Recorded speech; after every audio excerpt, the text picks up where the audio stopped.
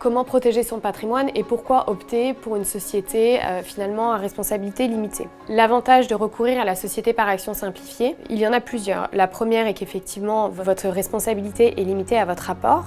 Comme je vous l'ai dit préalablement, il n'y a pas besoin de mettre un capital minimum. Toutefois, il est important d'anticiper les premiers besoins en trésorerie. Donc il va falloir se positionner et pour cela, il faudra vérifier sur votre business plan finalement, à quel moment de votre business plan la société devient rentable.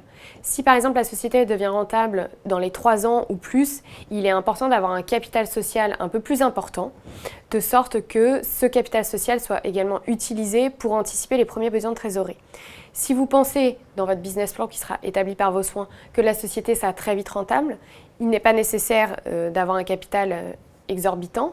Vous pourrez également recourir aux besoins de la trésorerie via la mise en place de comptes courants, donc d'associés. Seuls les associés pourront en fait mettre à disposition de la société certaines sommes et ces sommes pourront être utilisées par la suite par la société pour les premiers besoins ou les besoins futurs de l'entreprise. Par ailleurs, ce qui est intéressant avec la société par action simplifiée est également le statut du dirigeant. Le président aura un statut d'assimilé salarié qui bénéficie en fait du même régime qu'un salarié. Autrement dit, il aura une meilleure couverture sociale que le régime des travailleurs indépendants, compte tenu du montant des cotisations sociales. Par ailleurs, il aura une meilleure pension de retraite.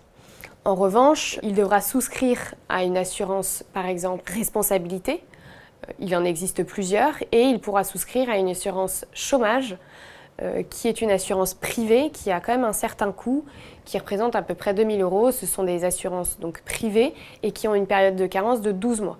Ce peut être le cas, par exemple, quand vous avez un investisseur financier qui rentre dans le capital de votre société et si jamais vous êtes en risque et vous pensez pouvoir perdre le contrôle et que l'investisseur puisse, dans ce cas-là, mettre fin ou vous révoquer en votre qualité de mandataire social puisque vous n'aurez pas le statut de salarié et ne vous cotiserez pas du coup pour le chômage. En cela, l'assurance privée chômage peut être intéressante. Mais là encore, il faut anticiper puisque vous aurez une période de carence de 12 mois. En résumé, vous pourrez retrouver énormément d'informations sur différents sites. Donc, le site d'Infogreffe, par exemple, le site du greffe du tribunal de commerce de la ville où vous souhaitez exercer votre activité. Vous pouvez également retrouver des informations sur le site de la BPI France.